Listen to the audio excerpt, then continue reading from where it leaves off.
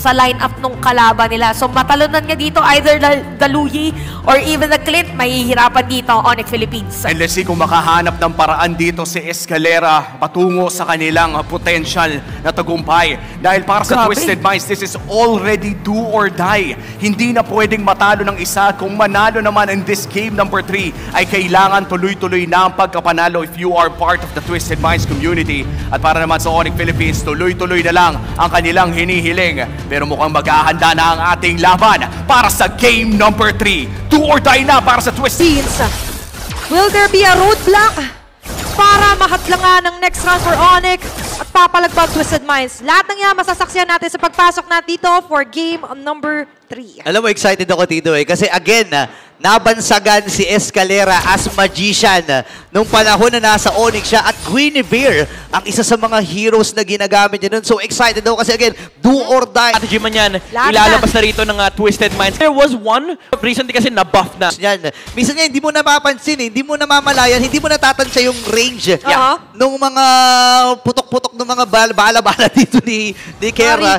And yun yung kailangang matyagan dito ng Twisted Minds habang nagsisimula na ang Onyx Philippines para sa unang pagong ng laban na ito. Ngayon, si Escalera ay napa-atras na nga rin. Pwede na siya from Haji. Layo mo na sila dito. Nagamit na kaagad yung ultimate mula kay MP. Habang magtatagumpay sa pagong mula iba ko ng Onyx Philippines. At wala namang mamamatay. Pero sabi Super Miss, anong walang mamamatay? Diretso kagad tayo sa si King Kong ay namatay sa aking Dark Wave. Nagtatalo na rin. Ito nga si James. To the rest si Haji. Si Haji Z. Pero sapat ba yung damage nila? Masyado makunan itong kanya na ito.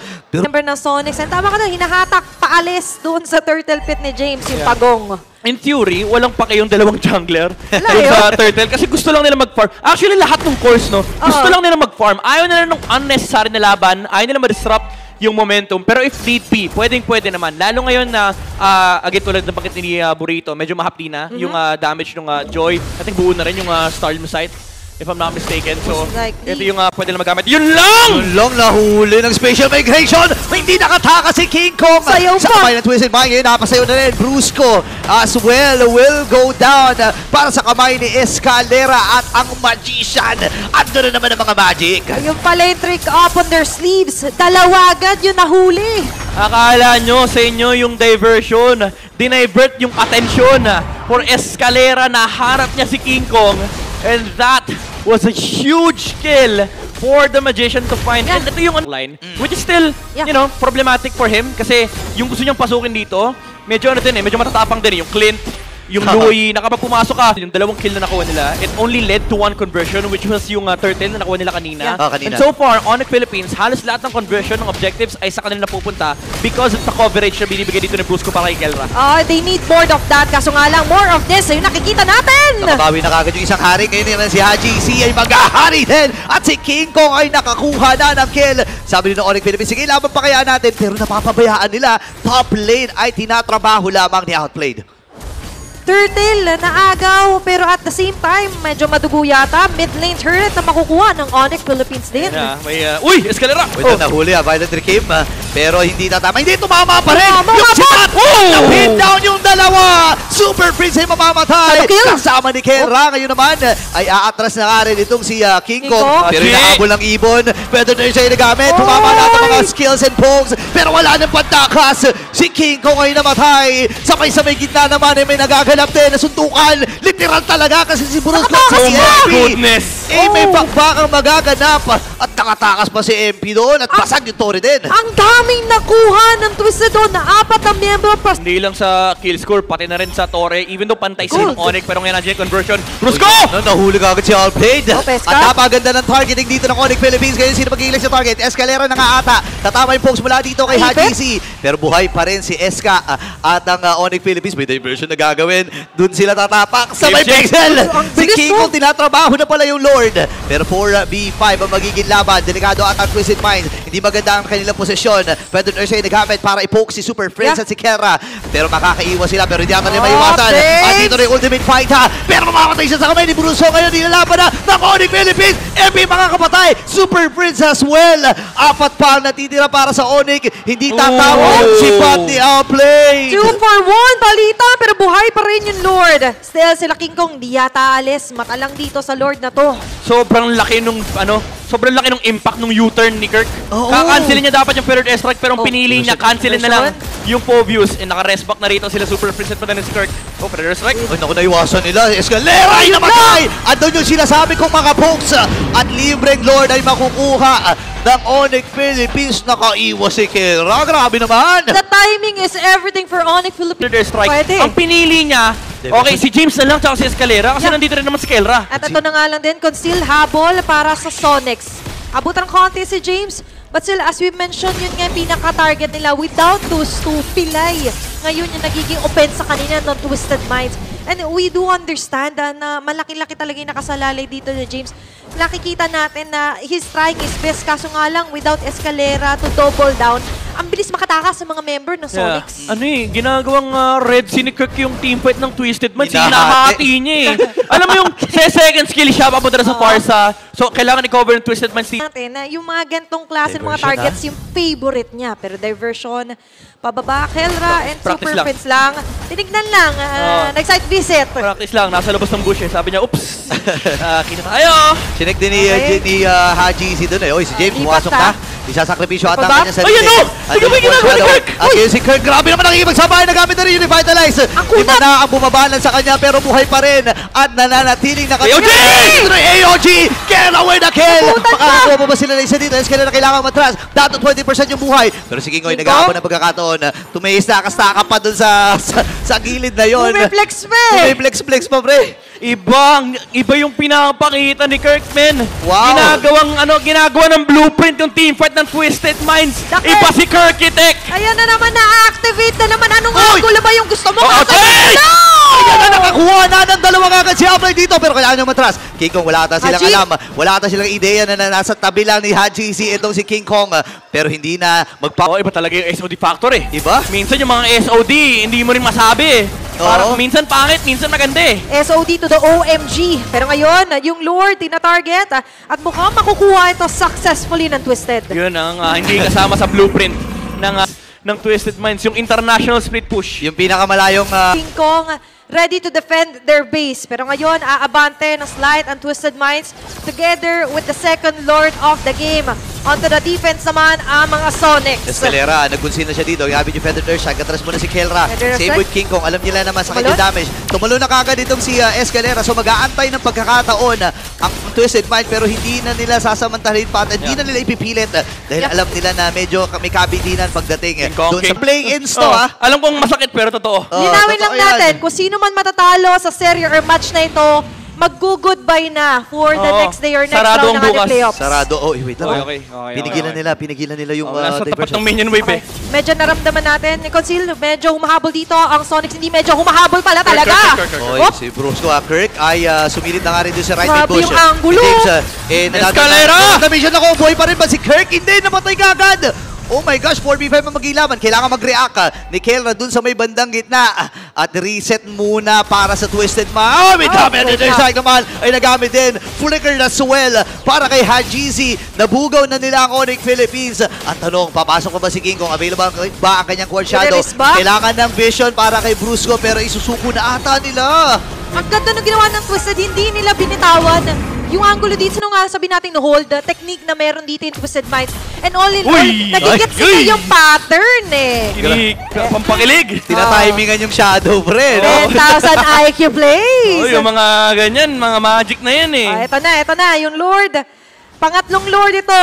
May flicker si Sa Escalera. laban, okay? Escalera medyo nakaabang at nakaabang din ang mga mata dito nila King Kong. Kung saan nga ba pupwesto dito ang talo na manggagaling sa The Magician. Grabe yung Lord, diretso lang dun sa may tore. Si Kirk ay umaabante pero Brusco? pumasok na si Brusco. Medyo nakaiwas lang, nagamit yung yapas ng Guardian. Maraming mga hits na naubos dito sa Onyx Philippines pero matagumpay ang pagbasag ng tore sa may bandang itaas. Si Haji, nanigaski din. Nanigaski, pre. Nanigaski, nag-winter crown. Nakitang-kita yun ng Onyx, Oo, Kitang-kita yung Onyx. I'm not sure kung ano yung tinatouch niya ron, pero naka-ready rito yung Onyx. Uy, huli si Epi the King, huli. Hindi, okay lang. Okay. Oy, Escalera! Pero sakto! Yung pagbalik, Haji siya nakakuha na ng kill. Basag na rin doon sa may pagdating na habang si Kirk naman ay pinupuruhan din. Outplay yung matras. James dito ay kailangan din lumayo. Andun yung Dark Wave. Pero papasok pa si King Kong at buhay pa rin. Ang late ng buhay. Ibibait ba nila dito? Hindi na pipilin si King Kong. Nakapag-flicker out pa. And that was somewhat of a great call talaga para sa Twisted Minds. Imagine 20 minutes into the game, dalawang inhibitor na pabagsak nila from the Sonics. And right now, they're eyeing the 4th Lord of the game. Pangatlong Lord ba ito para sa Twisted or pangalawa para sa Sonics? Oh, okay. Diversion. Nakaharap sila ng bush na hindi pa nako-cover ng Twisted Minds, ha? Okay, ah. Maganda yung hawak dito nila Escalera. Even James, forward march. Tinitingnan saan pang anggulo pupunta si Kirkitek. But still, ang daming kailangan kaharap na pagsubok ng Sonics kasi kahit yung wave pressure, kailangan bantayan nila Kelra. Yeah, pero ang ganda ng rotate dito ni Escalera. Ito yung laging ginagawa ng mga Filipino roamers. Yeah. Yung mid lane hindi ligtas para sa Onyx. And disadvantage yan para sa Onyx kasi pushing pa yung mid lane so far. Hindi pa balance yung wave equilibrium. So ang gagawin ng Twisted Minds, sasayawin lang nila to. Wala pang nagche-check. Wala pang gumagapang doon sa ibabang bush. So, for Onyx Philippines, ipit sila dito sa right side. Hindi nila alam kung nasan si Escalera. Grabe yung mind games din dito for Onyx Philippines. Knowing na, naramdam nila parang may nagtatago eh. Parang may nalalaman sila kung sino yung nagamit. May idea ba siya nandun si Super Prince? Escalera ay pinasok! lang ha. Delikado ata sila doon. May 1v1 doon sa may bandang ibaba. MP the King. Nagamit na rin kagad yung ultimate. Si King Kong ay bumalik pa. Meron pa siya shadow kill dito ha. Papasok si James with the Dark Wave. Diversion play. Sino ang kanyang isasama? Si Kelra. Pwedeng patagalin to. Pwedeng i-reset ng i-reset. Oh no, kailangan yung top lane ha. Yung top lane. Ayun sinasabi natin, nakahati yung attention for Onyx. Pero yung atensyon ng Twisted na dito sa Lord at kay Kirk. Oh no, yung base nila kailangan umatras at ibibigay na ata ng Onyx. Nakita si King Kong. Kailangan niya lumayo dito pero shadow kill. Oh my goodness! Anigaski din pre! MP the King! Sobrang crucial na Winter Crown na inisip na rin. Na outplay! Oh, hindi pa pala tapos ang laban! Si King Kong at magiging tumama rin! Yung SOD!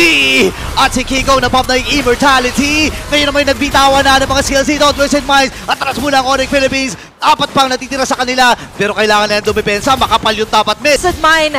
Ngayon, kailangan dumipensa for the Onyx Philippines. 4 sila dito. Medyo matagal pa yung timer para kay King Kong. Pero nandito na ang mga members ng The Minds. Wala mga junglers ha. Alam nila, Bruce, ginawa ka lang si GC. Si Escalera ay nag-aabang din ang pagkakataon. Pero nasa pack na. Fist crack ay nagamit din. Ngayon ay kailangan lumayo dito ni Super Prince. Si Escalera, late ng buhay ha. Buhay pa nga! Meron naman siyang immortality dito ngayon. Sasaluhin na lang ni Bruce at ni Kirk yung damage. At hindi na rin ipipilit ng Twisted Minds.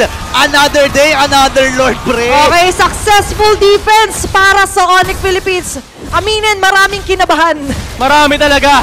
Kinikilig yung kinikilig yung Onyx fans eh. Nakadepensa pa sila. Pero kakaibang Lord Dance mula sa Twisted Minds. Ito yung dahilan bakit tinitingala ang Lord Dance ng Pilipinas. Checklist, men! Chinek nila lahat pagkabugaw kay Hayabusa. Yung ganyan, no, pag sa ibang bansa, sutukan na yan, retrihan, malala. Dito, agawan ng pwesto, agawan ng bush, re-reset yung Lord. Alam mo, minsan tinatanong ako ba't ba re-reset yung Lord? Kumbaga sisimulan nyo ng labanan Tapusin nyo na lang kasi kukunin nyo rin mga ganon. Pero kasi it's all part of the plan. At ngayon, ang plano ng Twisted is to take this game. Dahan-dahan. For Onyx, parang, wait lang. Kita nila si King Kong ha.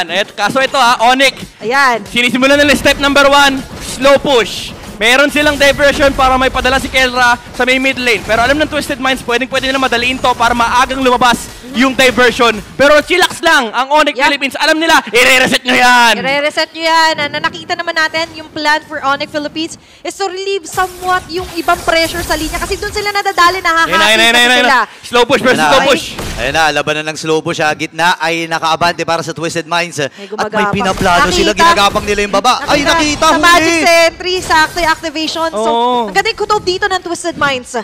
Pre, yung laro sa MPL Philippines, may minigame no? Ito yung hindi nakikita ng ibang bansa, nakikita lang nila Lord. Dito, pre, nakikita natin. Okay, slow push muna. Hawakan ng bush. River control.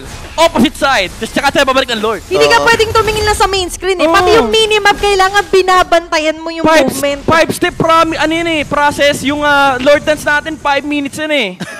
Parang pagbukas ng BPI, 5 minutes lang yan. Tama naman. 1 ID in 5 minutes. Ayun, di ba? Pero ngayon, 1 Lord at ilang minuto na rin nilang hinahawakan to. And Twisted Minds is also taking their time. Rinse and repeat nasa baba yung tatlo. Okay lang, ganun ulit yung plan. Slow push na naman. Grabe naman yung ginagawa ng Onyx tsaka Twisted Minds. Pagandahan ng pagandahan ng setup.